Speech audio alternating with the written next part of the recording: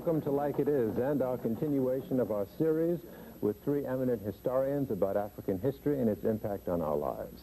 Our guests are Professor Ivan van Sertima of Rutgers University, Professor Joseph Ben Jekinen of Cornell University, and Professor John Henry Clarke of Hunter College. Our historic excavations will begin or continue right after these words. At a time when Europe at its very best could not produce a machine with a temperature in the blast furnaces of more than 1600 degrees centigrade, they found in that area where they were producing steel that there were higher population densities than there are today. Tanzania, in fact, supported comfortably certain population densities which it cannot support today. One of the things that we do not seem to understand is that colonialism in some places actually destroyed African soil. Machines were introduced that were totally inappropriate to that world and that destroyed possibilities. In Tanzania, for example, you find 4.5 million heads of cattle in the interior of Tanzania. Within a matter of a century after colonialism, all that cattle disappeared, and things were introduced that were not in Tanzania at the time, or did not take on epidemic proportions. Rinder pest, smallpox, jigger fleas, all these things were introduced under the colonial period. It is usually assumed that these diseases just took over as a result of the backwardness of Africans. And all of these help to undermine the strength of Africa, you're saying? Yes, and you find, for example, in Kenya, they found an astronomical observatory 300 years before Christ. On the basis of the alignments of the stones of that observatory, they found Africans had built one of the world's most accurate prehistoric calendars. They found very complex astronomy among the West Africans. In the last program, for example, Professor Ben had been pointing out reasons for the decline and fall of the Egyptian civilization. One of the things that must be noted is that after that fall, Africa rose again in other places. That Mali Empire, for example, in the 13th and 14th centuries was quite extraordinary.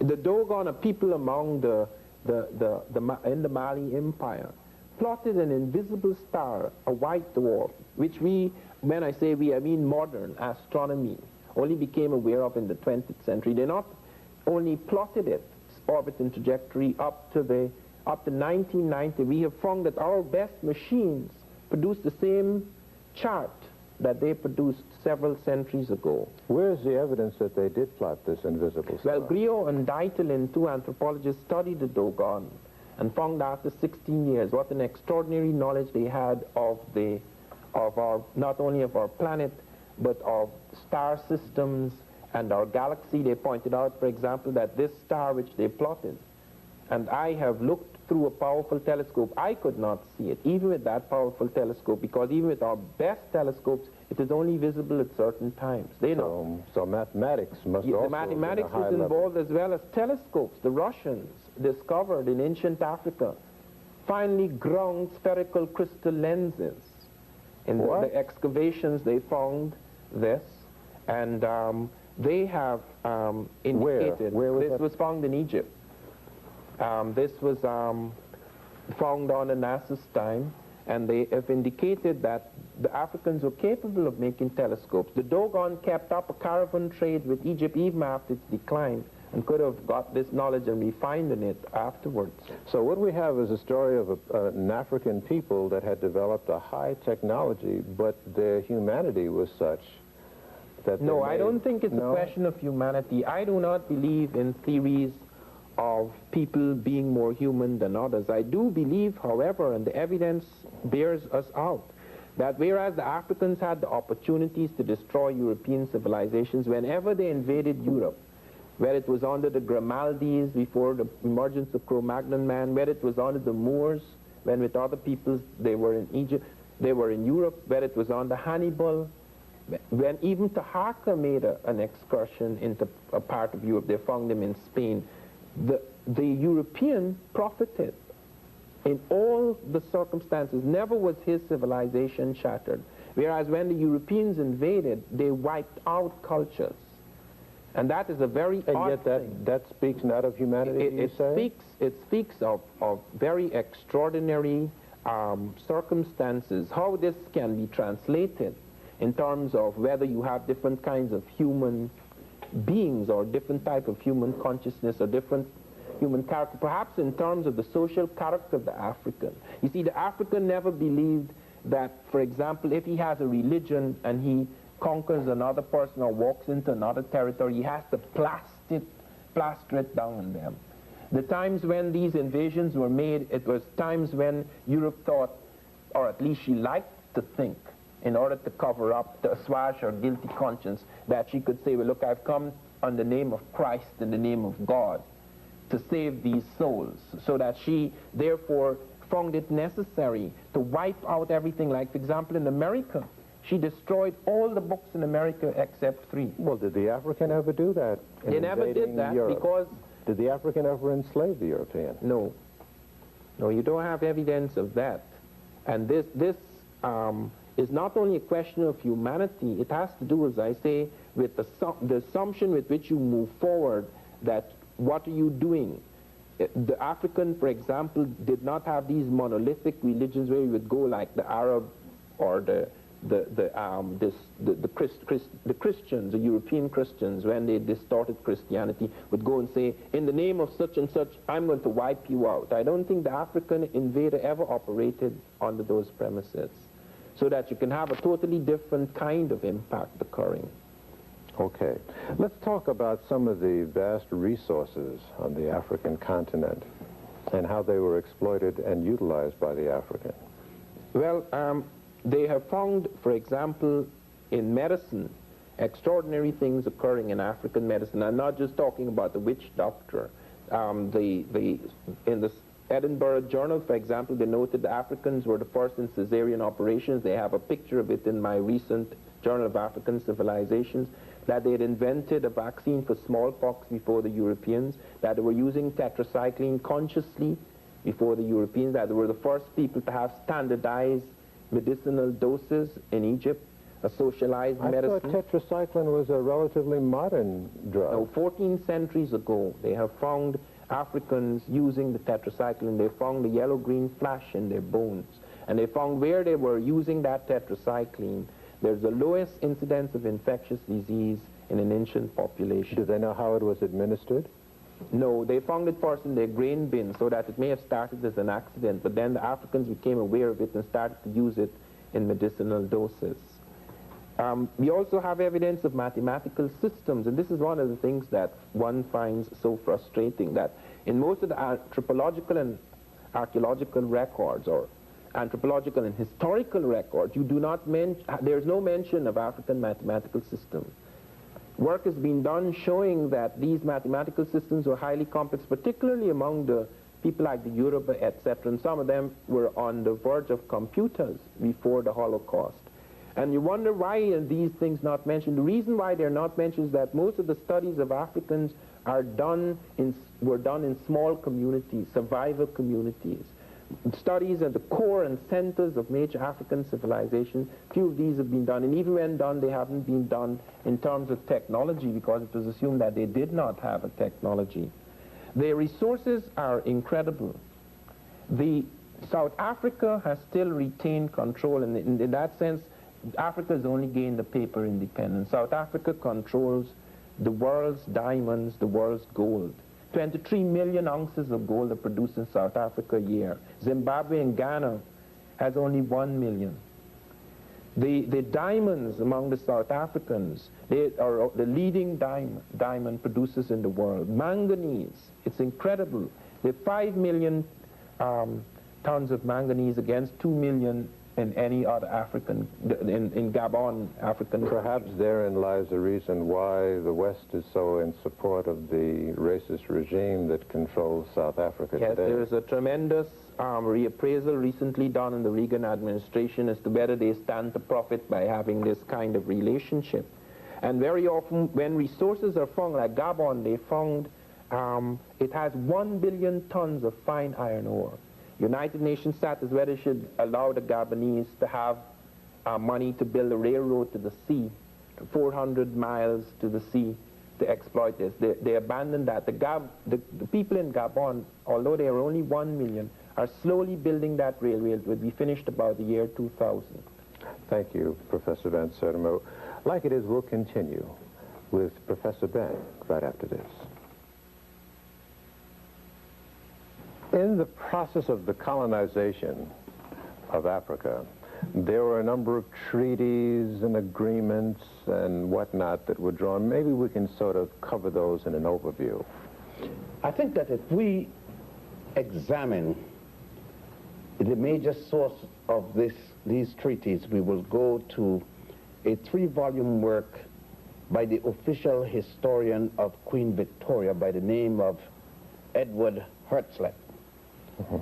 He wrote a book, a 3-volume work called The Map of Africa by Treaties, under these treaties. It showed there where certain quote-unquote chiefs, because this is a European term, sign away lands by the mark of an X. The documents are written in either English, French, Dutch, depending on who the colonizer was. No indication that the African knew that language. There is nothing in any of these treaties that would indicate that the people of that African land attested to those signing in that the land belonged to the people, and none of the so-called chiefs could take away the land of the people and sell it or something. We had similar situations here in the United States, of what is now the United States of America, with the indigenous people. Treaties were formed between European and Europeans. The worst of such treaties was the one that gave away the entire portion of what was then called the Congo, later called Congo Free State, to Leopold of Belgium, with the approval of the United States of America, Great Britain, and the other 12 colonial powers of Europe. For example, you had such people as the Gould, the Vanderbilts, and others who were part of the Congo Free State. Is that the Berlin Conference you're talking about? The Berlin Conference came out of this. After this behavior, that they were given this, and at the time when the Europeans were grabbing the lands in Africa, starting in 1830, when France invaded Ceuta, the northern part of Africa there, that tip that closest to the Gibraltar, Germany was in a war with France fighting for Alsace-Lorraine. So that when the other colonial powers had taken land, Germany didn't get any yet. So the Germans came and started fighting the other Europeans to get some land of their own, and thus they were obliged to give Germany some territory, such as what is called Togo, which was German territory, Cameroon, and so forth. Germany then went all the way down to what is today called Southwest Africa, Namibia, and around the Horn up to what was then Tanganyika, was part of the German colonial empire. Most of that was taken away with the First World War.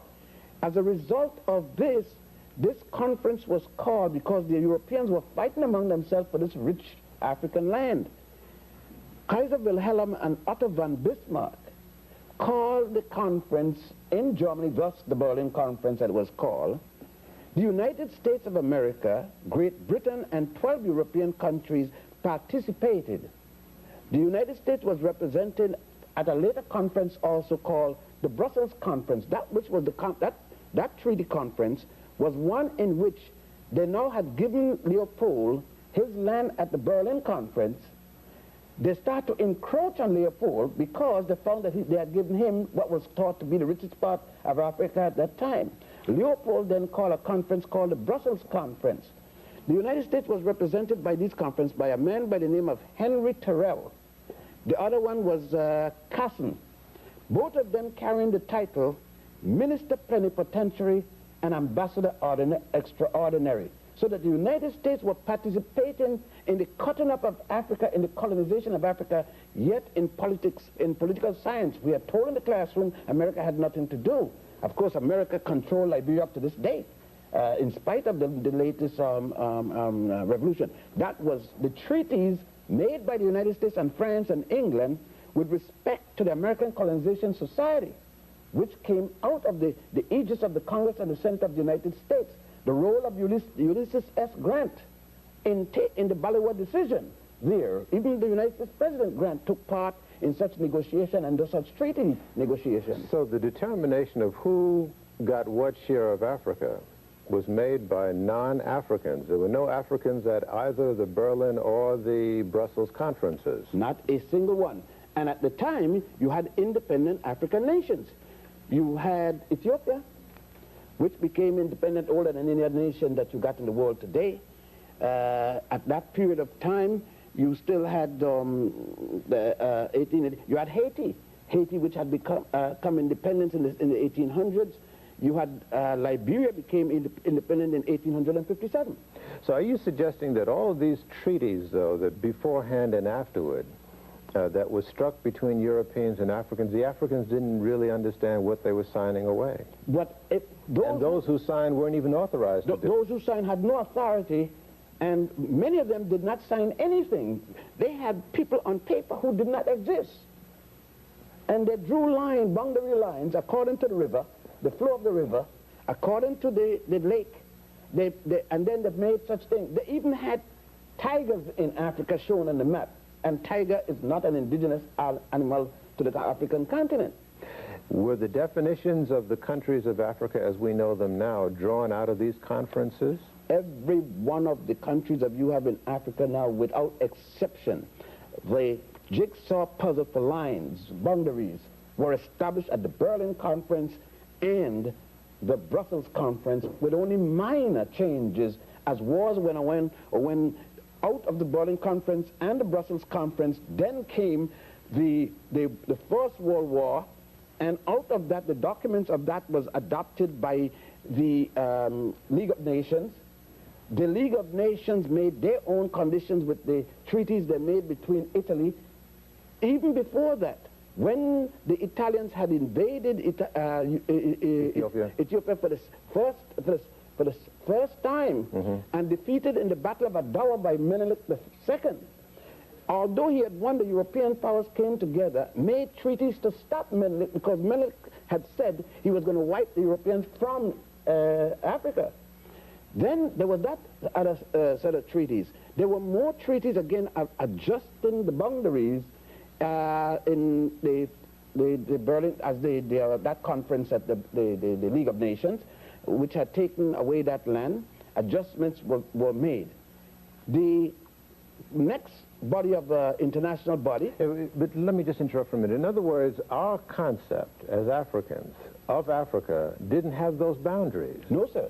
We didn't have a Mali or a Nigeria or something like that. The boundary very dependent on where the people fed their animals.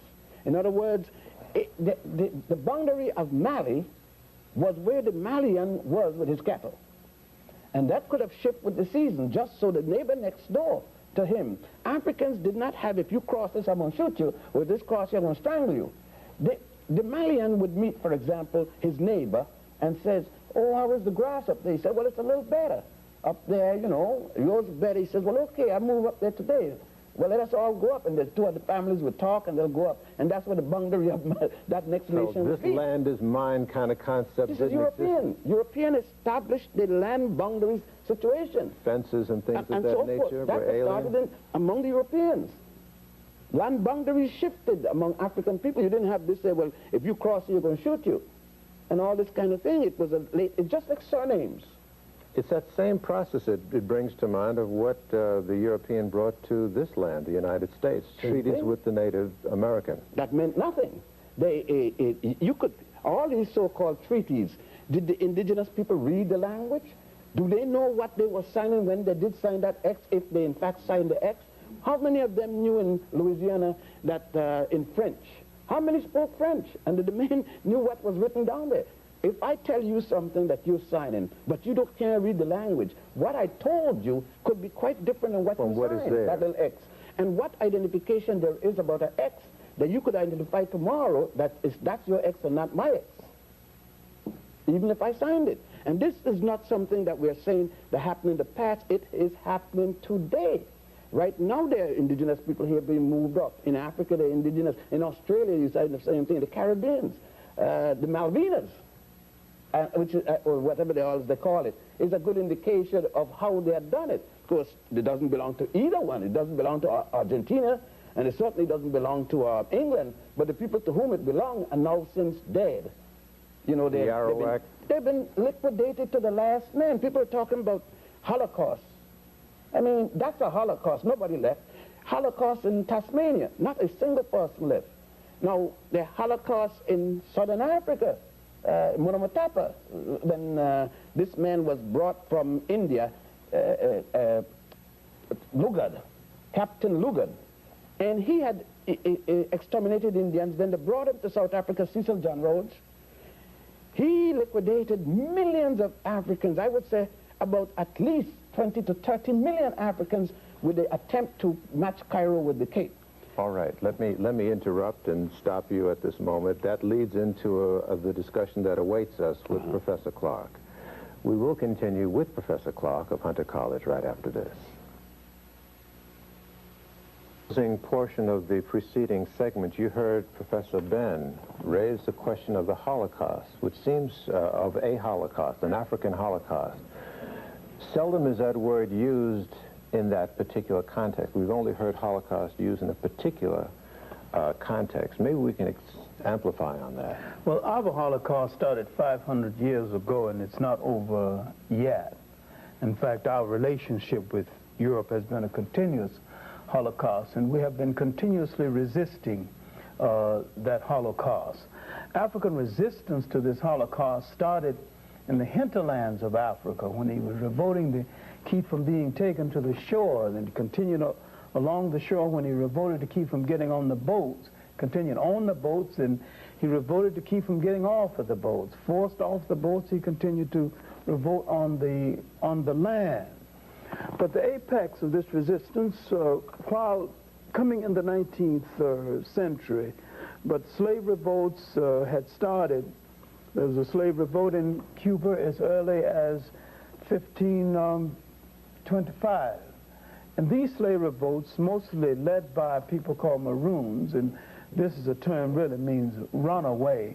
These slaves who bypassed the auction block many times and went into the hills and defied people to enslave them and found separate societies. Why the best known of these societies are in Jamaica and Haiti, but there were Maroon societies all over the so-called New World, including here in the United States. You know, I found out, Professor Clarke, that one of my ancestors were Maroons in Jamaica. Well, you're from royalty, then, the fighting nobility, as I often say about my sharecropper parents in Alabama. I am from the peasant nobility. Well, from one noble to another. Good to talk to you. And it is left for us to declare what we are. And we say that these people who fought so that other generations can live is our revolutionary royalty. Let me press you a little bit on the dimensions of our Holocaust. Numerically, what numbers are we talking about? We heard Professor Ben talk about 10, 20 million lives, African lives, taken in the Holocaust. I would say the figure is rather conservative when you consider that in the movement from the coast, from the hinterland to the coast, every 10 captured, less than 3 got to that coast. And so we have now figures that's kind of lost forever from the computer. And many times, if you look at the logs of the slave ships, they might load on 300 and not make any stops. And when they finally get to the main port of debarkation, you have less than 200. So that's all. That so many went overboard. So many died of suffocation. But now, what we need to concentrate on is that fight on the land, the Maroon revolts, the different slave revolts in Haiti, Jamaica, the Babis revolt in Guyana, Professor Van Sertima's a country that there was continuous revolts all over the Caribbean area and in South America. And in South America, they not only large numbers of Africans bypassed the auction block, went into the hinterlands and found separate nations, Us Palmares and Bahia. These are separate African nations carved out in Brazil itself. And now these revolts in the Caribbean would stimulate black revolt here in the United States. But when we look at the 19th century, we have to look at the whole of the African world in revolt. The Africans in Africa began a series of wars that would last over 100 years. The Ashanti Wars, the Asante Wars, and what is now Ghana started in 1805. The last war was fought in 1901, led by a great African woman warrior, Ye Asantewaa. The Zulu Wars would last far more than that. The wars against the coming of the Europeans started in 1652 when the Europeans arrived. The last war in Southern Africa was 1906. In between our breaks, you were mentioning, in the dimension of the Holocaust, the experience of a particular group. Oh, I was talking about the Herero War in what is now Namibia, then formerly called Southwest Africa. The Germans tried to create a bastard race in this area by cohabiting with the Herero women. What they did not understand is that culturally, the Herero woman never cohabits outside of her tribe or her group, not even with another African. And traditionally, she makes every attempt to bring virginity to her wedding bed. And if she is violated before marriage, it's all one can do to keep her from committing suicide, because she has lost her womanness and have nothing to give to a man. The Germans would drive almost 60,000 of these women out in the Kalahari Desert and say, cohabit or die. And an old king, Mandume, called the Mambas and the Hereros and all the different groups together and said that, in essence, if we let this happen to our women, we are no longer men. We are proud people. We walk the earth carrying the sun on our shoulders. And if this happens to our women without our rescuing them, we are no longer men. We will have to take off the trousers and take care of the children and milk the cows and bring in the bread. And our women will no longer respect us as men. He took about 300,000 people into this war. He lost a third of them, but he rescued those women. It was the honor of that people.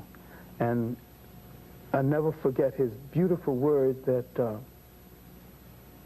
if we fail in this mission, we will have to put down the sun from our shoulders and the world will be in darkness. Because we are men, we light up the world.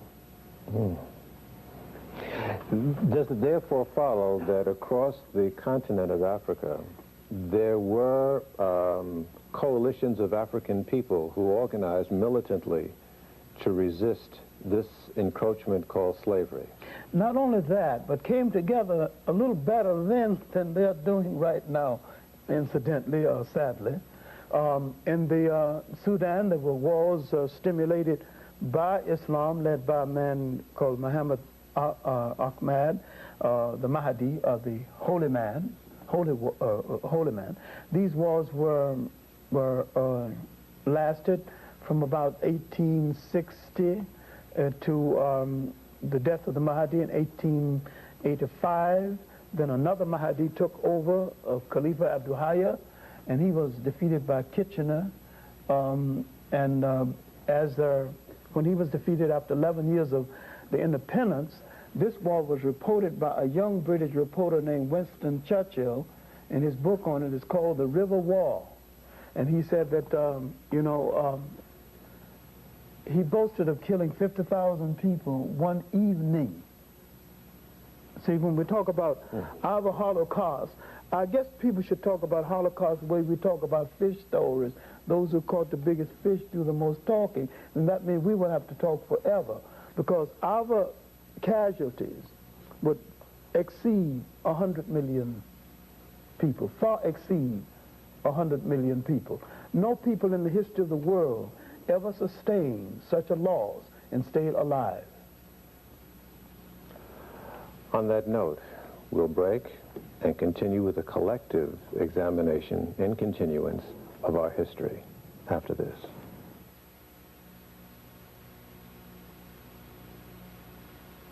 To go over some of the areas that undoubtedly we weren't able to cover in the individual interviews. Let's start with you, Professor Van Sertima. Yes, there are one or two things that I want to raise. First of all, there's a different kind of Holocaust which is even more terrifying than the destruction of people. Often death can be merciful. There's a nuclear bombing of the African brain. That kind of Holocaust, the mental Holocaust that occurred, whereby many Africans who were colonized were actually had their African character almost zapped away from them and something else planted upon their brains. Which was? Which is a kind of duplication of the European. They were turned into European duplicates. I could say that at the time I was 24, with the exception of an interval during our upheaval and the death of my father, I was a European duplicate.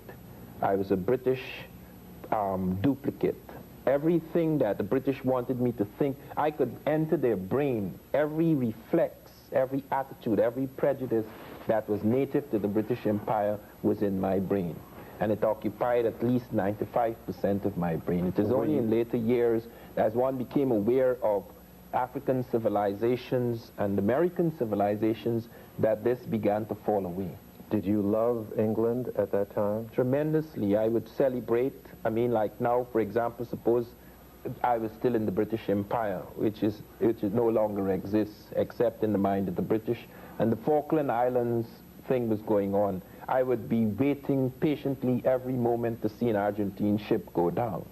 This is the kind of loyalty, allegiance to the enslaver that became part of our inheritance. You sang God Save the Queen. Not only sang God Save the Queen, I felt proud that I was in an empire which was able to put everybody in their right place, including the Americans. I was very upset when I read that Americans had broken away from British rule. This is the kind of training we were given. Not a single book on Africa did I see before I was 20, not a single book. So we're talking about the evils of the colonization of the mind as well as of land and body. We're talking about the rise of the evil genius of Europe and Western racism. There wasn't enough soldiers in all Europe to hold down that vast world. They had to conquer something else other than just the physical body. They had to conquer the mind. And maybe their most tragic and dubious achievement was the convincing of so many people that they were supposed to be ruled over by these Europeans. It was one of the great propaganda miracles. What was the most effective vehicle for that propaganda? The Bible and the assumption that the European was a Christian. He never was a Christian, he never will be a Christian, and there are two things the European dares not live by. If he tried to live by them 24 hours, he is finished, and that is Christianity and democracy. Because his civilization, his way of life, his power is based on things diametrically opposed to those two things. How does the Bible help enslave the mind? I'm asking by saying that this is the will of God. There's an excellent book, good God, I haven't seen it in years though, except a Xerox copy in my library, called The Role of the Missionary in Conquest. A lot of the land was taken from the African, with the missionary going ahead of the colonizer and telling them it is the will of God that we control this land. A lot of the land, the Kenyan highlands, a lot of land in Uganda was taken over by the church. In fact, the Catholic Church had title over most of the land surface of Uganda and hasn't relinquished it completely to this very day. Christianity was an instrument of colonialism, the handmaiden of colonialism. And I can remember as a little boy wanting to teach the junior class in Sunday school, and I began to look into the great book, trying to find my own people, and I didn't see that image nowhere. I tried to find the word Negro, and it wasn't in the Bible. I didn't know there was no such thing as a Negro, you know. And I looked at the Sunday school lesson, look at all these images, and all these images told me that I was nothing. I was outside of everything in the world, and that all the achievement in the world was done by white people. I go to the basic history books, and I see nothing but white images. I see nothing that endears me to myself or to my own people. Professor Ben, what do you have to say about the missionary position? I should say the practice of missionaries. Well, I don't have anything good to say, so I could make it by that one statement. And I don't think anyone who knows their African history could compliment the missionaries. First thing is that the assumption is made by Europeans, Billy Graham and others, and I noticed that he's getting his lumps now, for having the courage to say that somebody has practiced Christianity, but I don't know what he meant by that either. But number one, Christianity started in Africa at a place called Alexandria with two people, Pantheus and Boetius. It spread across the North African continent. There were 7 patriarchs, equivalent to the word pope, 27 bishops before it arrived in Europe. An African by the name of Augustine, who made modern Christianity the basis for his writing, Europeans copied. Augustine's books are called, some of them, of the 40-odd books, the Confession that tells you who he was, on Christian doctrines, they laid down the fundamentals of modern Christianity, and the other one called the Holy City of God. It is not only the Bible, the Christian Bible, however. The Old Testament, or the Torah, as it is called, speaks of chosen people. A God made a world full of people and select a handful to be the special ones. The Quran and Islam equally. The jihads were brought. Although Ben Habib and Hadsat Kubadi Ben Rabad taught Muhammad ibn Abdullah, who was illiterate in his own language, the fundamentals of the religions that, the fundamentals upon which all three got their beginning, we were told, and still being told, that there is a holy land for us in Palestine or Jerusalem. There's a holy land for us in Bethlehem. There's a holy land for us in Mecca, but not a single piece of holy land in the 13.8 million square miles of African territory. Yet, all three of those religions that I've spoken about got their fundamental principles. The concept of Mary, Jesus, and Joseph, this whole concept came from the Book of the Dead, with Horus and so forth. The concept of a one true God before all other gods was taught by the Africans of the Nile, Akhenaten, specifically the god Aten, long before the birth of Moses. Let me ask you this, Professor Ben. Were you, like Professor Van Sertima, raised with another awareness and another religious loyalty and national loyalty? Yes. Where were you raised? I was raised in the Hebrew religion. What nation? I grew up in Puerto Rico and the Virgin Islands. And I was raised, therefore, in American territory. But the same colonialism.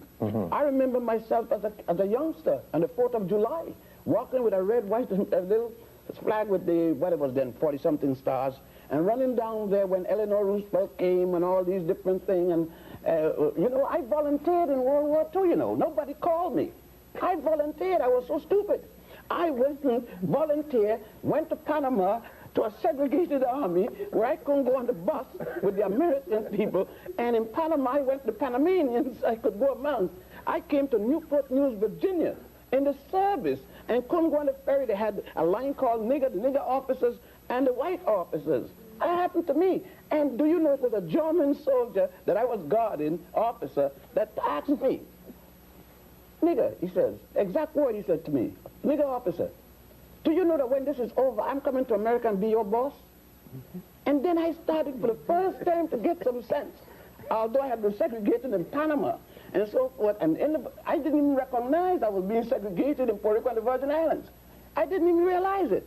I thought that everything was, as they say, hunky-dory down there. But, you know, because of what he said. Hunky-dory. Hunky-dory. H-U-N-K-Y. That was the expression. Right. That means real good. And I was a perfect fool and didn't know it. I used the term Negro then. Colored was a big thing, you know. And Africa was not on your lips. What you talking about, Africa?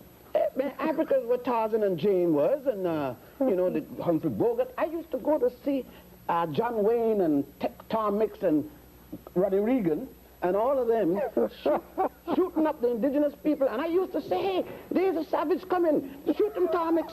And then with the African, I'd say, oh, look at them savage. Tarzan is coming. And I'm hoping for Tarzan. And Tarzan hollering, Ungawa. And one thing, I didn't know that Ungawa mean doo-doo.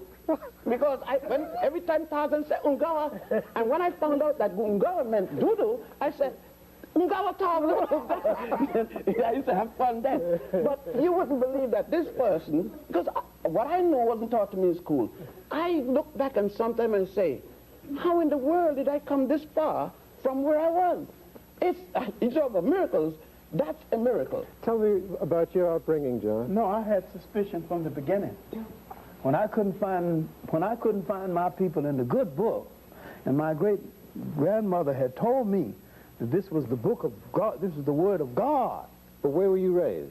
I was raised born in Union Springs, Alabama, raised in Columbus, Georgia, near Fort Benning, and I made my living partly as a caddy.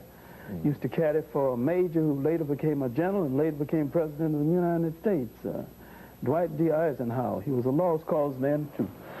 Be that as it may, but growing up in a predominantly Baptist environment and becoming very curious about the Bible, I began to suspect very early. How early? That, 10 and 12, that I did not belong to any people who were inferior to anybody. So then around 1930... But in your schooling up to then, though, wasn't the reverse implied? The reverse was implied, but I can say with great conviction, I never completely accepted it. Or were you going to a black school and were you getting... I was going to a black school where the teachers would sneak in black history. They could sneak it into mathematics. They could sneak it into anything. But it was in the 5th grade that I ran into a great teacher, Evelina Taylor, who was a deity to me to this day, when she saw me cutting the food and trying to get accepted by playing the food, and she called me aside and closed the door and read the riot act and told me that I'll never let you be less than your best self. You are going to get it. Gentlemen, it's obvious that we can't unveil the whole story of our history and experience in these 2 hours or 3. But maybe you can just sort of say some things to our viewers, especially young people, who are in need of some academic shaping and direction. I suspect you would all agree. What would your prescriptions to them be? Gil, let me say it this way, and I don't support system. But I think that one of the things we have to learn, in order for me, or I hope I'm speaking for two gentlemen, and this is for parents, our parents, you can't fight the teacher and learn.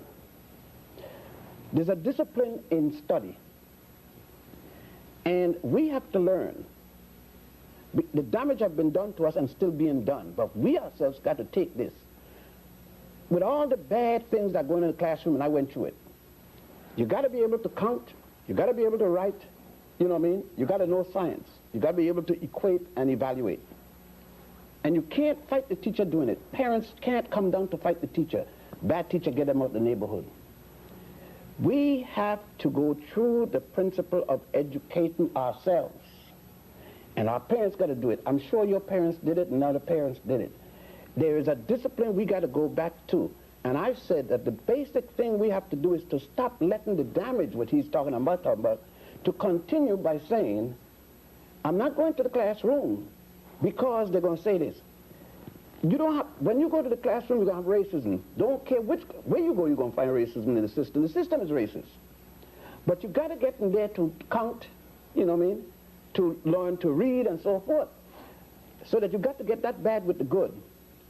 And lastly, don't care what degree you get in or no degree. Most of us think that degrees make us something.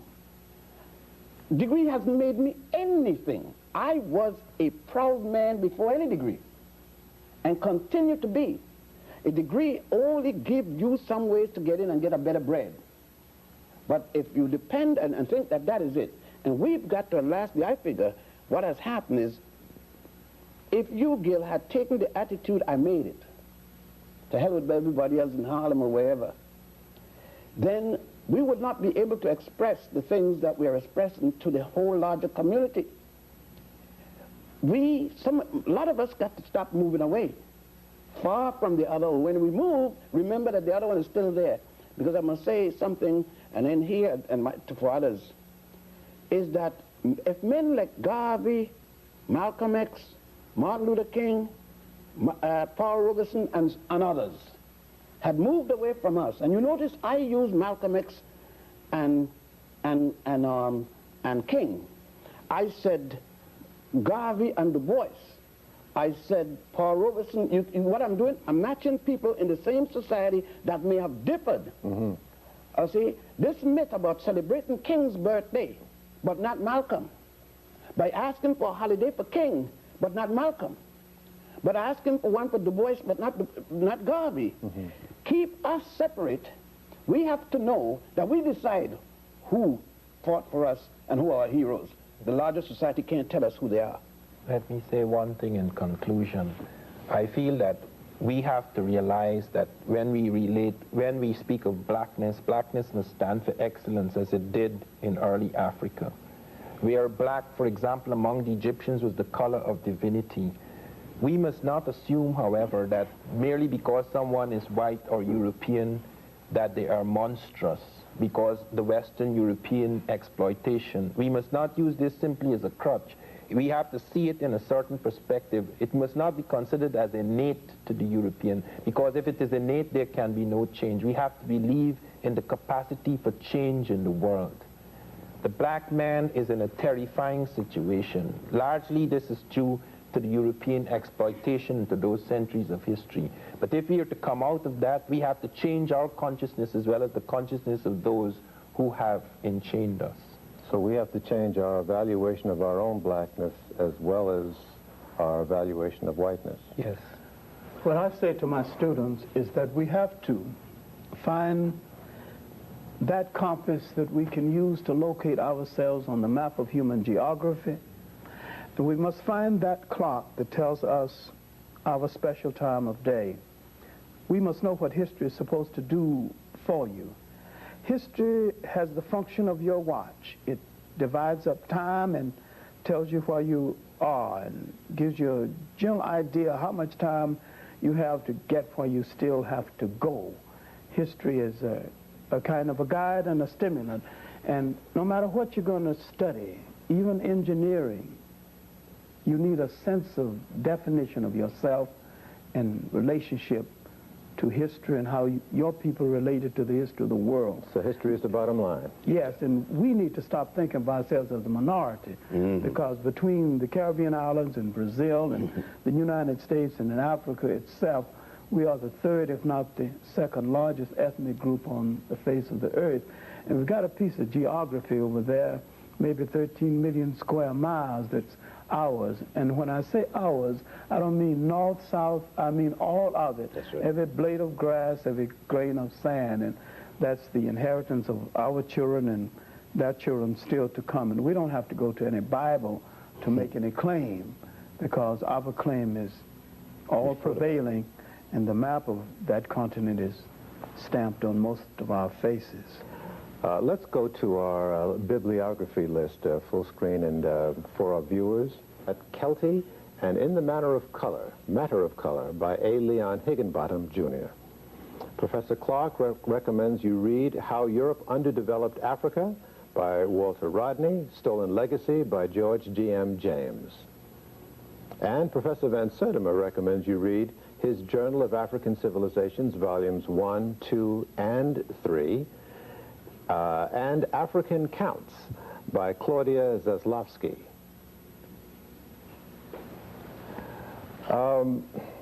So what I seem to be getting from all of you is that you have found your particular steel, all of you, has been derived from that which you have learned, and that perhaps before that infusion of the historical metallurgy, shall we say, into your systems, you were sort of lost and unclear about who you were and what you had to do and what your role was on this planet.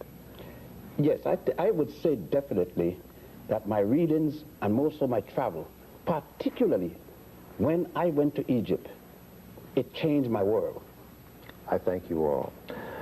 So ends, for a while, our exploration into our history, a history that has shaped the world and supplied the very foundation of civilization and culture. If what you have heard is revelatory, would you call it a archaeological and anthropological period, the pre-dynastic period, the dynastic period, because unfortunately people forget that many African civilizations had dynastic periods besides Egypt or other nations along the Nile. I would also break that up to Africa before the coming of alien peoples. And then I will go on to that, Africa up to the beginning of the encroachment as to the colonial period. And then I will go on to Africa in the current period. Now you could break up African history into various forms depending on what you plan to do. All right, well, let's move swiftly in the limited time that we have. Let's start with the archaeological period. The archaeological period will be that period in which you're talking about the artifacts and fossils. The artifacts, like the stone equipment, stone implements, and so forth, and the fossil period being the human finds. And that will bring us back to the Zinjanthropus period, all the way up to what we would today call man as we know him using agriculture and so forth. Mm-hmm. And how far back in time are we talking about now? Based upon the latest findings, we're talking about at least 3 million and a fraction into 4 million with a fossil called Lucy. And then we're talking to a much later fossil by the name of Zinjanthropus boise. And that will bring us down to about 1.7 million to 2 million years ago. Is there any question about the fact that the first human life occurred in Africa? Is that incontestable? To date, the oldest human find has been in Africa, to date. Now, what will happen tomorrow may be something else. Mm-hmm. All right. Let's move forward. Now, with man coming out of this period, we see him going down the Nile, and the reason we're using the Nile as the example in that the oldest records of human behavior, where the man left his record, has been found in that specific area. Why is that? Well, for many reasons, but the most specific, man along the Nile built in stone. He built in masonry material, and therefore that material outlasts men who were building in wood or other such perishable material.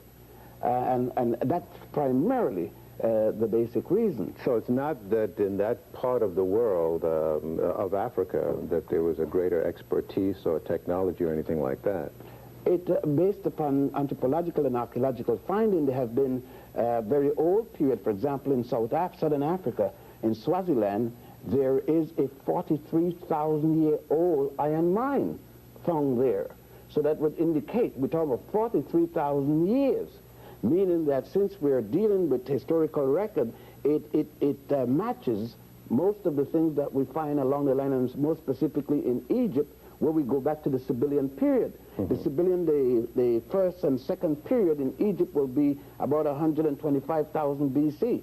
back to 300,000 BC. The second period would be 125,000 to 25,000. So in between here, that mine was being used, meaning then that the Africans in the southernmost tip of Africa, otherwise then called Monomotapa, the earliest name when the Europeans came, it was called that, were involved and engaged in iron mining at a time when it wasn't so done in Egypt, because the civilization or high cultures traveled down to Egypt from the central part of Africa, and every archaeological evidence show that it equally traveled down from the central part of Africa to the other tip, the southern tip. So the civilization seemed to have started around the major lakes. Why do the features of the Egyptian, as we see on the stones and whatnot, seem to differ so much from our classic impression of African features?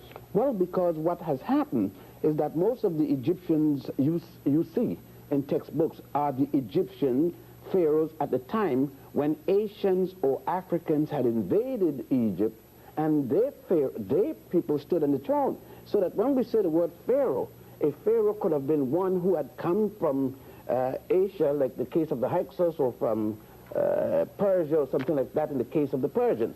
Or later, it could have been one of the conquerors who had come from Greece or from Rome.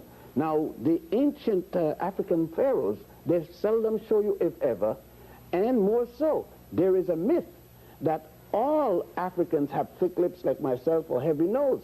There are tremendous amount, millions upon millions of Africans who have pointed features. So that the image of a pharaoh with what is called a Western type or pointed or aquiline nose doesn't mean that that person wasn't an African equally. So, and many of the likenesses of those with African features were destroyed by European invaders? European and Asian invaders, but more specifically European invaders. Or when the nose didn't look the way that they thought it should look, the nose suddenly got broken. It's strange that the Romans and the Greeks, who had more pointed nose, when you go to Alexandria in that part of the museum, not a single nose is broken. But when you get to the indigenous African, almost to the last one, the nose got damaged when that nose should not have gotten damaged on the basis of the length of the nose. What about the structure in the early formings of civilization in Africa? What was a family structure like? Well, in African families, you could say this would be typical. There's some things about the continent of Africa you can't say is typical by virtue of the size and the variations of cultures and so forth. But there are other things you could say was typical. One of the typical things with Africa was the predominance of family value. And you would say that the matriarch society, the society in which one inherits from one mother, was more dominant than the patrilineal society. That doesn't mean, however, that the women ran the society, but that the source of the society, the source of the family, was of the woman. That, for example, the ancient Egyptians made it very clear that for the pharaoh to inherit legally the throne, he had to get it through a woman. Many a times pharaohs would then marry their daughter. Doesn't mean that they had sex relation with their daughter, but they had that legal entanglement which was necessary. In West Africa, we saw the same thing. Was the woman's name passed on in marriage, or unlike what we know, the man's name has to predominate? Well, you didn't, because then since you didn't have family names. You know, this thing about, it started in Germany with, most of the early cultures didn't have family names. The Germans are one of the first to invent this family name business. In West Africa, you see the same thing. The Ashantis, the king inherited his title from the queen mother. I see. You see here, you got it from one end of the continent to the other end of the continent, showing the commonality of culture. Then there was a second thing that involved there, is the interrelationship of family, clan, and village. That the individual, there was no African individual as such. Like we would say in the States, I'm an individual, I'm doing my thing. You couldn't be that type of individual. And that put me to the mind of saying something classical here, is that the myth that prostitution started from the first man and the first woman. I don't know which first man and first woman they're talking about. It's obviously not Africans. Because the African society made it so that there couldn't even be a single woman. You couldn't have a single woman living by herself. all people were attached to family. If a woman became widowed, she either went back to her own family or to her husband's family. You were always attached to someone. Therefore, most of African society started in a communal basis. One was related to one's family, immediate family, then to the clan, then to the village, then to the state. So that each individual had a combination of families one was attached to. Is that why there's not much in recorded history about disciplinary problems with the children? Sure, you can't have a disciplinary problem when all adults is over the juvenile. An adult doesn't necessarily mean 21 as against 2 or 3. Adult could be 3 as against 5, 3-year-old as against 5. It means that you bound to respect the older person than yourself. So that if a family had 10 children, the first child would be the one relating directly to the family. From that first child on, that child will be then carrying down the order, and very rarely the mother or father has to do any of the disciplining.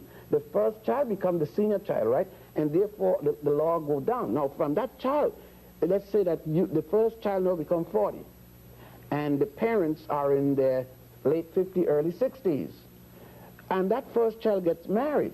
The authority of these parents still go down to that child and to the husband, on both sides. And it was this kind of continuity that was the basis of the great civilization that came out of our experience in Africa. Yes, that is what was destroyed with the coming of the European and the Asian, that they destroyed, so that the decentralization of the African family and the strength of the African culture that we see now destroyed so much that in Africa we see them imitating everything, and here and the Caribbeans and elsewhere started to be destroyed at that point. And it is at that point that we ought to stop. And when we come back after this break, Professor John Henry Clarke will pick up about that destruction process. Stay with us.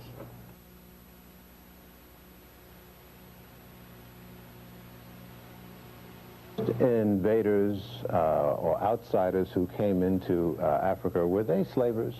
No, we're talking about Europe specifically right now. Mm-hmm.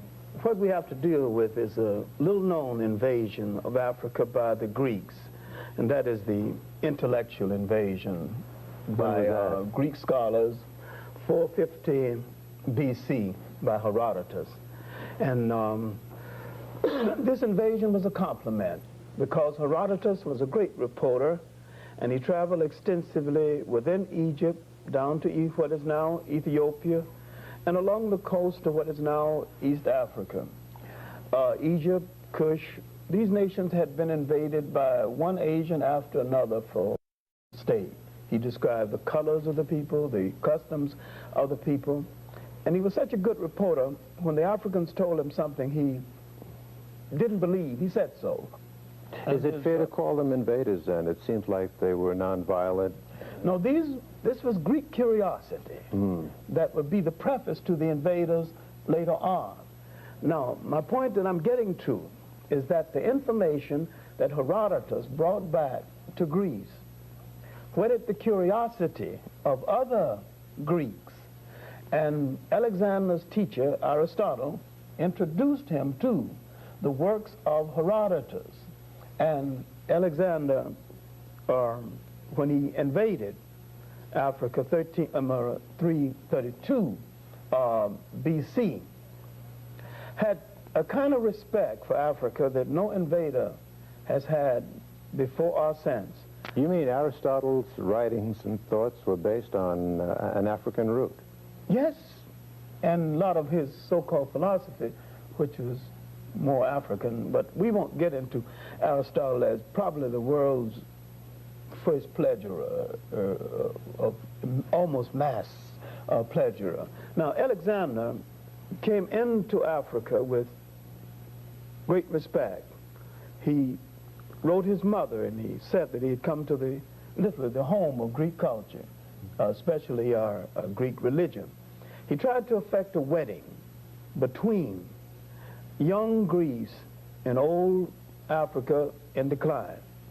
Now, Africans were seeing Europeans as invaders for the first time. This is 332 BC. And seeing them physically for the first time.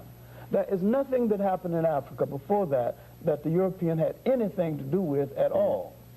And remember, when they came for the first time, they came as invaders. And except for the Alexandrian period that is marginally positive, all relationships between Africans and Europeans from that day to this day has been negative. All right, let's talk about that second intrusion or invasion. Now, the intrusion that would be aggressive would be the Punic Wars. Hannibal's father warned him of those people across that water and told him in essence, you got to take the battle to them before they bring it to you. Now, Hannibal was cautiously trying to guard that front door of Africa from arising a hungry Roman people. Now, the Carthaginians had good relationship with the people of Sicily. And the people of Sicily did not want to join the other Romans in a fight against Carthage. But Rome wanted the trade in the Mediterranean. They didn't want to share it. They wanted all of it. And a jealousy grew among them about the city of Carthage to the point that they greeted each other in the morning and added, Carthage must be destroyed. They opened the Senate and added, Carthage must be destroyed. They said good night to each other. They said, Carthage must be destroyed. Yes, Roman citizen, Carthage must be destroyed. And so when Hannibal got a wind of that kind of a thought process, he took the battle to them before they could bring it to him. And for a generation, that old lion held Europe at bay and saved Africa from European aggression. Finally, betrayed by two Africans, Scipio Africanus and Maecenaeus, he knew that they had not protected his right flank or his left flank, and that Roman army was coming down on him. Then he told his steward, send me the wine. And he took some dependable African poison. But there's much more to this life than that. This was probably the finest physical soldier the world has yet to know. He never asked his men to do anything that he wouldn't do. With the demise of Hannibal, what happened? That's when the invasion... With the demise of Hannibal, the Romans came aggressively, destroyed the city of Carthage brick by brick, and this was the beginning of European aggression in Africa and European aggression in the rest of the world. And I maintain that the total relationship of Europe to non-European people from that day till the present day has been negative, and that they have done the world through their invasions more harm than good. Give me a date when that onslaught began. The onslaught began with the defeat of Hannibal. And what We're year? dealing around 200 BC or thereabout. All right. Now, and with the defeat of Hannibal and the establishment of the Romans in North Africa, Rome now had a breadbasket for its future empire. If it wasn't for the agriculture of North Africa, there would have been no Roman Empire, because they would have had no means of feeding that vast army and their own population. Let's talk about the rationale, the mental process that went into the whole rationale for enslaving a people. Where did the Europeans come up with that concept? Or was that an original idea? No, it wasn't an original idea, but the European introduced a kind of slavery that had never existed in the world before. Including the Arabs? Yeah, well, the Arabs, that's a later day introduction of slavery, and they're not to be gotten off of the hook, but it has no direct relationship to the period that we're dealing with right now. All right. Where did that rationale come from? It came from the mind of the European. And if you read some of the early writings of Aristotle, Aristotle was really the first person to do a philosophical essay on race and a kind of a justification for the aggression of Europe still to come. To say that there are certain people endowed by certain traits, you know, to rule over other people. Most of the so-called Greek philosophers believed in slavery and had slaves.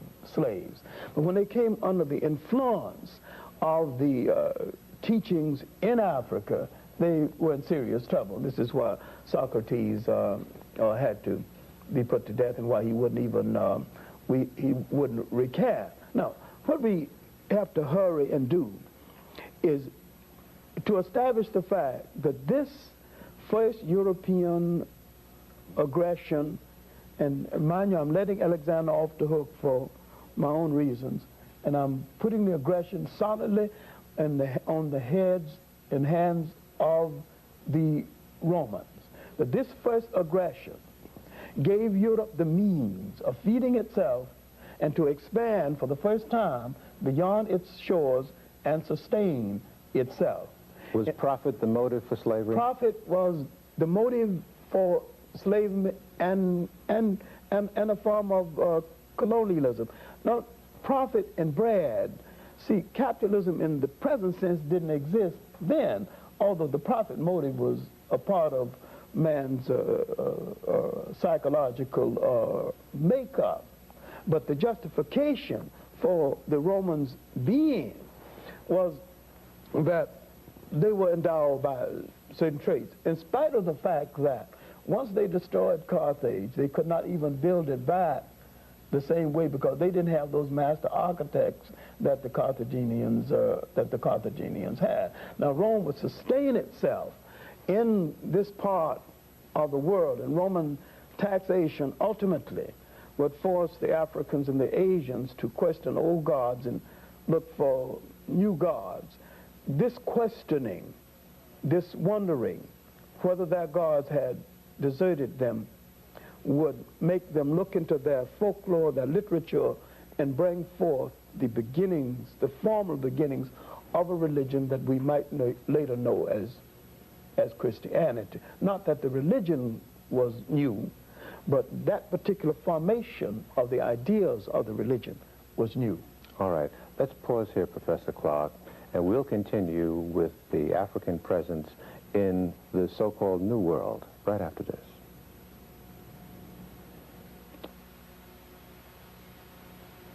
As far as the African presence in this hemisphere, was that premise for coming here economic or what? Curiosity or what? The initial movement here was an accident. How'd that happen? This happened, first of all, I must give a dating schema, because there was not just a single visit. There were several, at least half a dozen visits for which we have evidence. The very earliest is one that involves a people known as the Olmec in America, between 948 and 680 BC. We do know a date because they found a ceremonial platform, a wooden platform in the Gulf of Mexico where the Americans worshipped. They were able to carbon date it.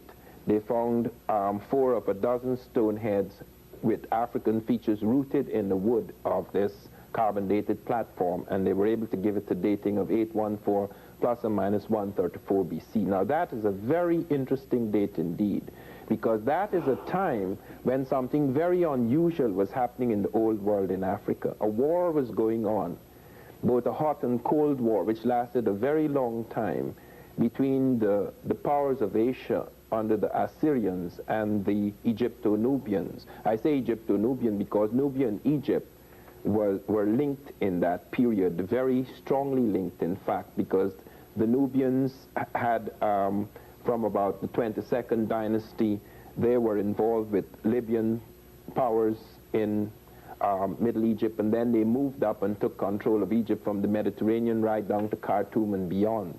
And in this period, the military and commercial navies were moving west of the Mediterranean towards the Atlantic.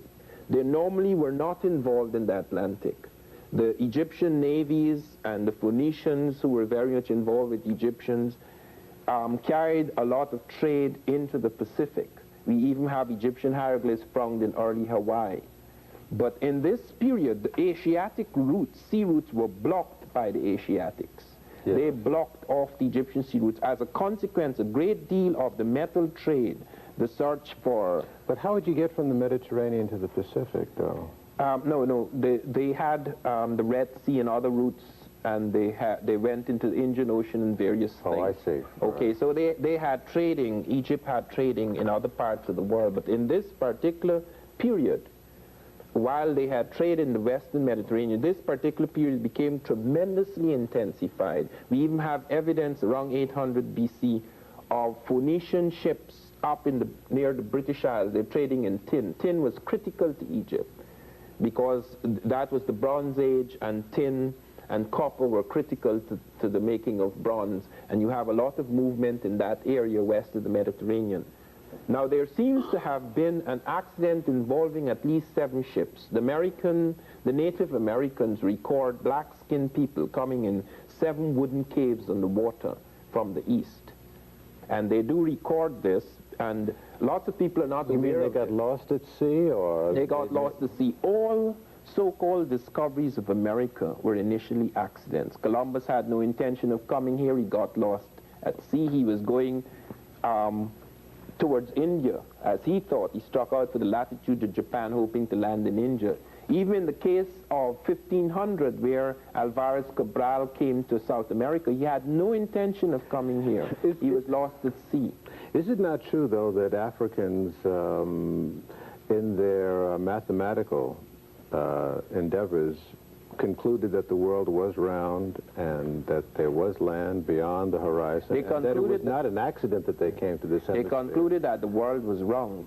Just as much later, Columbus concluded that the world was round. But knowing that so the world doesn't that imply then that... No, it does not. No? It does not. Knowing that the world is round does not imply a landmass here. That is the reason why Columbus, when he landed here, thought he was in Asia. Because you would not know where the landmass is. This could have been Asia. That's why, in fact, it was called India. It wasn't called America. But just to pin you a little bit down to this, was the African lost at sea, the African mariner lost at sea initially, was blown across the Atlantic? Yes. Or did he or she set out deliberately? No, he did not set out deliberately in this voyage. There are voyages in which the Africans set out deliberately to come to America. We know of 2 such voyages. We know, for example, in the case of the Mandingo in 1310 and 1311, where the Africans were convinced there was a landmass in the south and set out deliberately. A whole fleet was fitted out for that. And when that fleet did not return, one of their kings, Abubakar II, actually set out as a commander of the fleet and moved into this area. We also have evidence in the late pre-Columbian, that is around 1450 AD, we have evidence where Africans not only deliberately came, but came back. And we have African things found in America, as well as American things found in Africa, as evidence of a trading going on in that time. What was the nature of the African contact with the people who were indigenous to the land here? Well, it depends on the period. In the case of the Olmec period, which is the pre-Christian period, which is the 948 to 680 BC, we have evidence that some very extraordinary things begin to happen that coincide with the stone heads with African features, which are found in the Gulf of Mexico at the terminus of currents coming from Africa. Now, one very important thing to understand is that there are 3 major currents that take things from Africa. They're so powerful, these currents, that it's like a gravitational field. The oceanic current. You cannot escape coming to America once you are caught 100 miles off the African coast and enter either the current off the Cape Verde, off the Senegambia coast, or off the southern coast of Africa. You have to come here, unless you're caught by the fish. It's inevitable. And in fact, I do remember when I was a boy, when I was about 11 years old, I lived most of my early boyhood was spent on a river, the Essequibo River, which opens out onto the Atlantic. And Where is that? What country is this is in South America, Guyana. Yes. I was caught in one of the currents that the Africans call a river in the middle of the sea. It's quite different from normal currents. If you're caught in a normal current, you could dive beneath the current. But in this current, it is like a whole new river pulling you out of the river. And I screamed my head off because I was 7 miles from coast. I'd fallen asleep on a raft. I spent lots of times in the rivers. And nobody could hear me because I was too far, until the current, which was taking me into the Atlantic, came across a place called Callao Island. and that was close to shore as the current moved off. You were on your way home. Yes. Or back home. Well, the fish would have got me in this particular case, Well, I'm one never afraid. knows. But I was picked up by a speedboat. But this has happened several times from Africa. We found several things in the American world that are African. I want specifically to touch on the Olmec, because there they have presence found... peaceful here in this hemisphere? Yes, with the exception, we have one instance where we have battles between the Africans and the Americans off Clarke, where they found that the Africans were fighting. They had a settlement and they were fighting with Native Americans. But in the case of the Olmec, where they made their most tremendous impact, the evidence is that it was a peaceful affair, that the Olmec incorporated them into their priest caste. They found the skeletons of Africans, 13.5% among the ruling class in America in that period, that pre-Christian period, where Zinski, the Polish skull expert, showed that it was a high percentage, and even 200 years later, it was only low, like 4.5%, but not among the common people, among the ruling class. They were incorporated. In this return voyage process that you described using these currents, were any Native Americans brought back to the African continent? Yes, we have evidence of a Native American village in North Africa. We have evidence of an accident occurring the other way in the circular current. This is, of course, late pre-Columbian, before Columbus, but just about 50 years before Columbus. We also have something which has been checked out of something around 62 BC, where 7 American Indians seem to have been shipwrecked off the coast of Europe, and they were picked up by the Germans, the Suavians, and they were taken to the Romans and given as a gift the Quintus Metellus cellar. And we have, they came in an osier boat Mason's osier. But they also found the American pineapple in the ruins of Pompeii, which could have been brought in by those shipwrecks. Okay, let's stop here, Professor Van Sertima. Let's take another break, and then we'll continue with a collective look at African history right after this.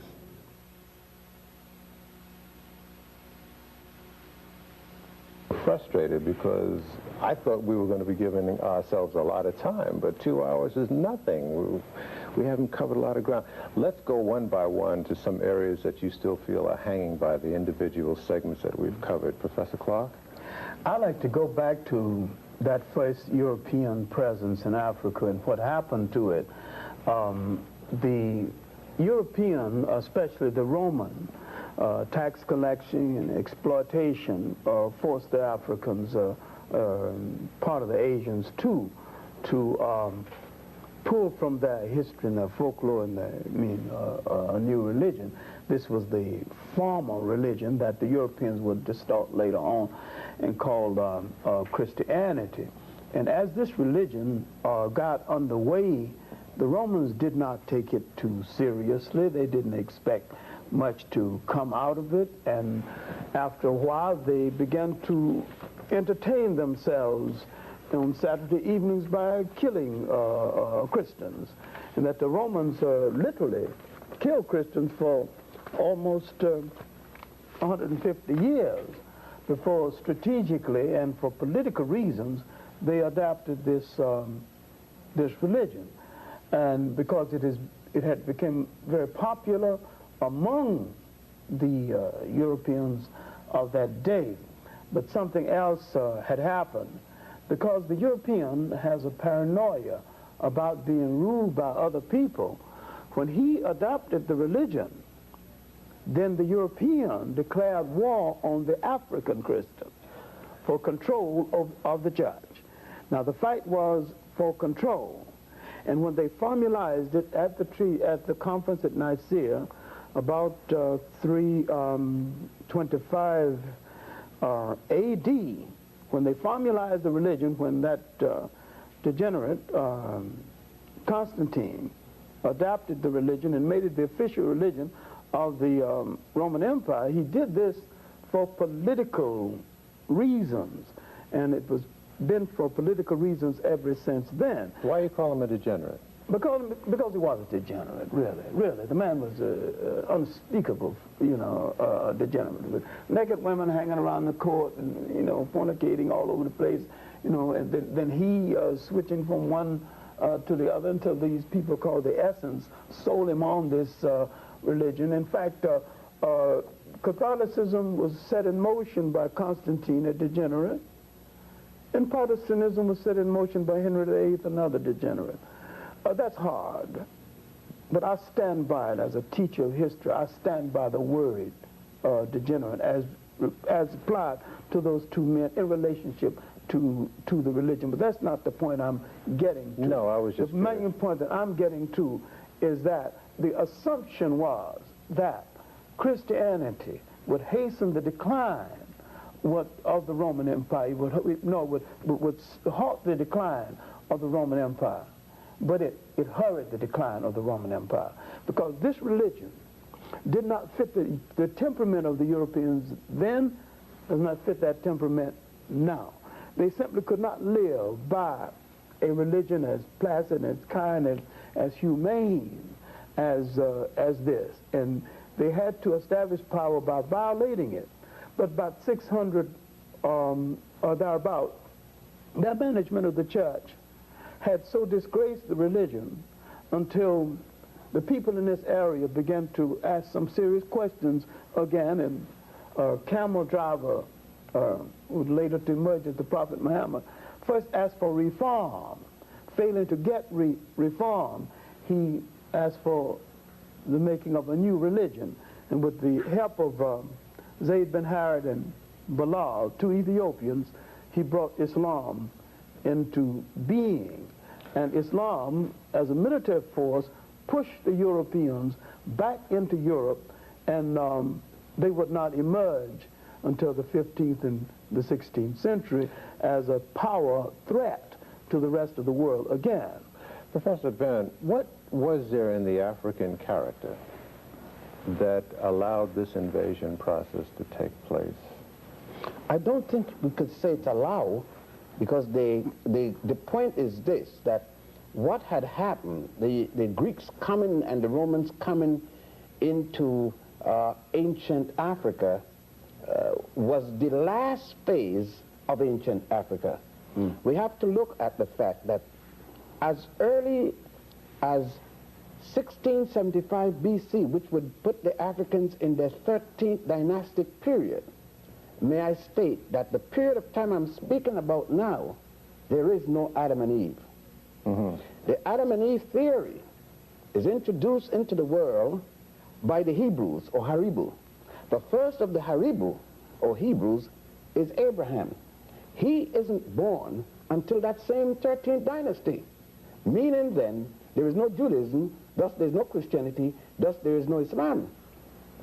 Yet the Africans along the Nile had already religion, the worship of the god Ptah, P-T-A-H. Subsequent to that, the worship of the god Amun-Ra, the worship of Amun-Ra's son Osiris, and so forth, and Osiris's son Horus. The fundamental laws of behavior, of morality, of ethics, long before the Ten Commandments. These Ten Commandments coming from these laws, called the negative confessions. And now, in that 13th dynasty, for the first time a non-African people would come in there. Most of the major things that you have in Africa are already constructed. The major pyramids. What I am saying, before there was an Adam and Eve mentioned anyway, the pyramids that you see at Giza were already constructed. That's in the 4th dynasty.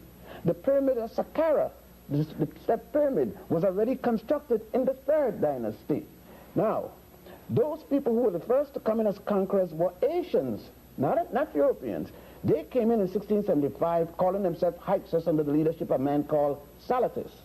They were eventually forced out by the Thutmosis and others, Hatshepsut, etc., Thutmosis' daughter. The next thrust of Asian invaders, not people that was asked to come in with weaponry, they came in and under the Assyrians. When? That would be in 714. At the time when they came in, the Africans from Ethiopia was ruling Egypt, the Ethiopians were ruling. Now, they came in as a result of, under the leadership of a man called Ashurbanipal. They were repulsed, these Asians from Assyria, repulsed. And then came another group of Asians, the Persians, now called Iranians. The Persians came in under Cambyses, who was replaced by Darius in 525. But the Persians were so bad in terms of their behavior to the Africans there in the delta. All of this is happening in the delta. They are not penetrated upwards in the southern part of Egypt, which is up. See? Down is north and up is south because of the terrain. Now, they were so willful, destroying everything they could find because they didn't know what to do with billet. It wasn't their culture. The Africans then, for the first time, are going to get in trouble with cleavage. They negotiated with the Greeks because color question isn't here yet. Because the Persians were giving help to the Greeks also. So the Greeks were allowed to come in group, now we're talking about 525, to help with the Africans against the Persians. When the Persians were defeated, the Greeks decided not to go because where are they going back to? They're now in the land of honey. So they're not going to leave honey to go back. They said to the, well, look now, you're weak because you've been fighting the Persians so long. We're stronger than you, we're not going. And so the Greeks remain there. This is how they get to stay. But subsequently, from that time, by the way, to now, to this very day, only one African have ruled over Egypt. A man by the name of Naguib, Muhammad Naguib, born in Egypt of Sudanese parents, both mother and father, the one that Nasser them withdrew after he defeated Farouk. Now, but it was after the Greeks were defeated by the Romans, then the Romans came in, and then caused the Byzantium period. And you're saying at that time Africa was in decline? Oh, it's been in decline from the time the Persians came. But that's my point. What was causing this decline? It's like anything else. You get to a point where there's nothing else you feel that anyone else could offer. You got careless. And then people come in and take you up. You let people in. You train them about what you're doing, most of what you're doing. They become a fifth column within the system. And they undermine. And they undermine. We're about the only people who come 40 million or so in a nation within a nation that doesn't undermine. Because we have been co-opted so well. See, if the ancient Africans should have taken their books, their religious books, and brainwashed everybody in there, like the Africans are now brainwashed everywhere else. And then we would have supported the system against our interests. But they didn't do that. They could not, because at the time, they even called these people ignoble people, people uncouth. And they went about to shall I say, civilize them. But the same people that civilized, Professor Clarke used a term, the guests, they invited the guests and they became the dinner for the guests. And so, but this is the whole thing. We must understand, I think too, the culture of the African, you know, Gil, if you got a home, you got your wife, your family, and you have a certain behavior pattern that you don't mistreat little children, you don't do this and that, and someone comes in, knock down your wife, take over your house. He's a dead man. He's a dead man today. But in those days, you didn't know. You believed that when you saw that man, you saw a man who come in with the same moral values that you have. You have no other point of reference that this can be. You don't know that this man gonna rape your wife because nobody rapes people in your place. You don't even have a word for rape. So when the man come in and rape your wife, you stand. You says, what kind of behavior is this? Do you see what I'm saying? So when the Africans saw the Asians and Europeans coming at that particular time, he knew that they had enough land. Even in the Jewish Bible, it says, the Torah, in the book of Genesis, the Jewish first book, that when the Hebrews came in, when Abraham and his family came in, they gave him some of the best land. It was a cultural thing. The same thing happened when Henry, the so-called navigator from Portugal, came in West Africa. They gave him land. When the Dutch and the Huguenots from France and so forth came down, they were given land in Monomotapa, now called South Africa. Given land. They were given, even women, they were shared because they needed women, these men. Is there any record outside of Hannibal of Africans being aggressive on other soil to colonize? Yes. Or? Yeah. Unfortunately, yes. Africans went all the way to the banks of the Ganges as fighters and carried into India, And that is where you get your Dravidians from. A group of people in India still called Dravidians, some of them in now Malay and so forth. Which Africans were those?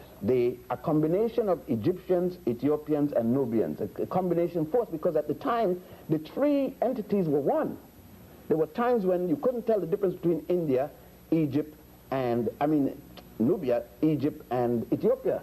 There was ruled by when one pharaoh ruled in here, he ruled the entire the length of the Nile Valley. When was this?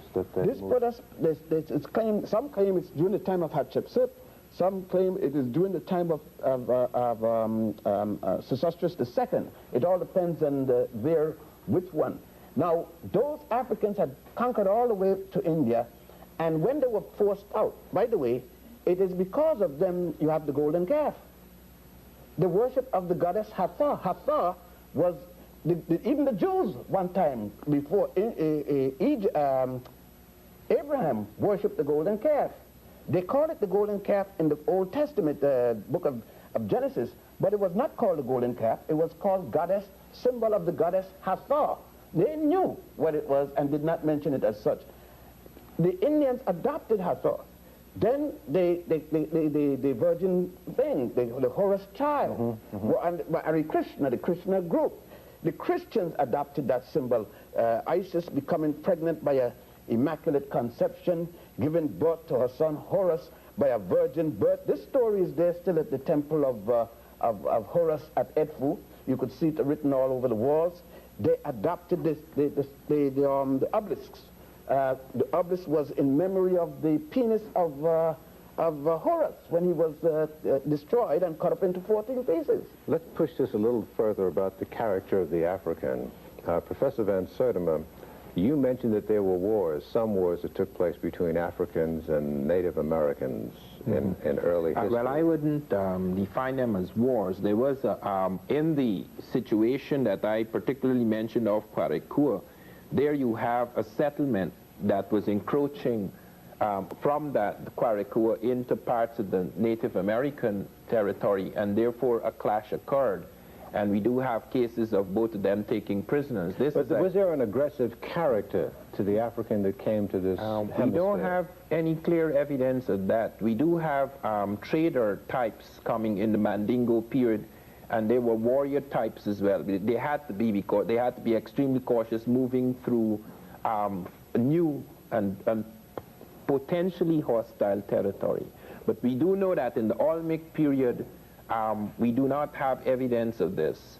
And I want to return to that period because lots of people are not aware of the enormity of the evidence. One of the things that startles me is that nobody has mentioned the terracottas, the clay sculptures of Africans. I have been twice recently to Mexico and looked. There are literally hundreds of these with African, not just the African features, but beards, textures of hair. You could see the evocation of the texture of hair, which is quite distinct from the Asiatic type coming across the Bering Straits to early America. The skeletal types one mentioned that Wierzyński has mentioned. And then last year, the Science Digest brought out something on me in September, its September issue, in which they asked an authority in Mexico about these stone heads, which I say have African features. And he said the reason why they look African, why they have broad noses and thick lips, is because the tools were blunt.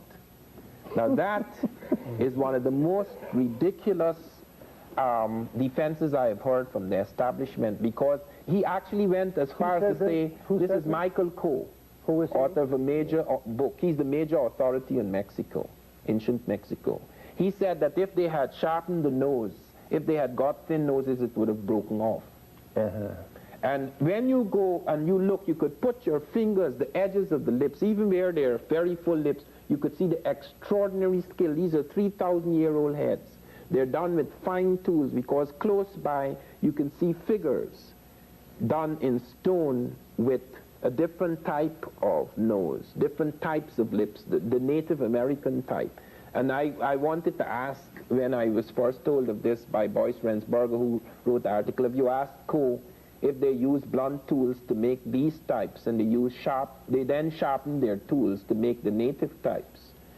Let me just intrude for a minute, gentlemen, and just go to our viewers for a minute and let you know that it is now almost the end of the hour, And as promised, we want to bring to you a full screen, as we call it, bibliography list of materials that you can go to for more information.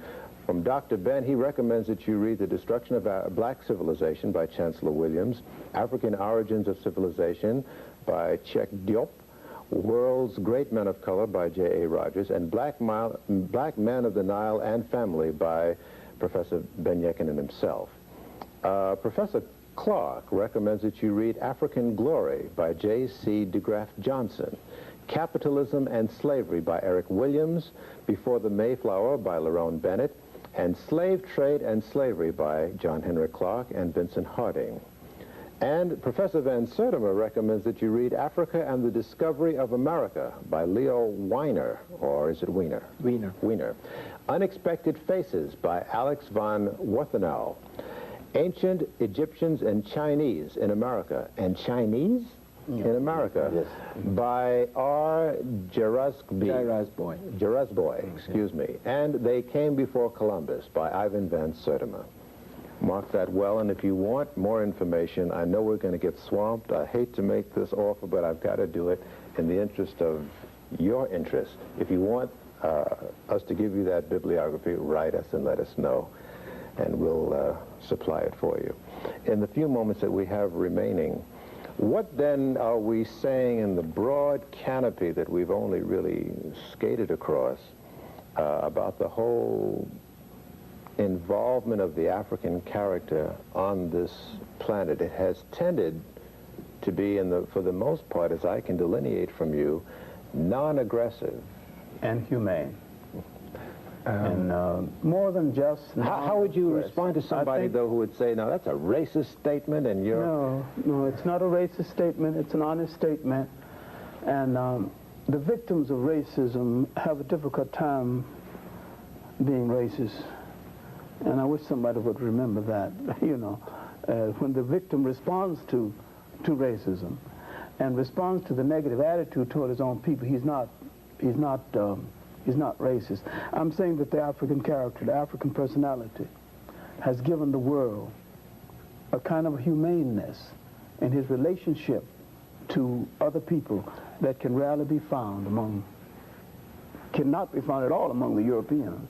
That's it for this hour. We will continue with the final chapter next week. Be sure to tune in. We'll catch you then. Thanks for joining us.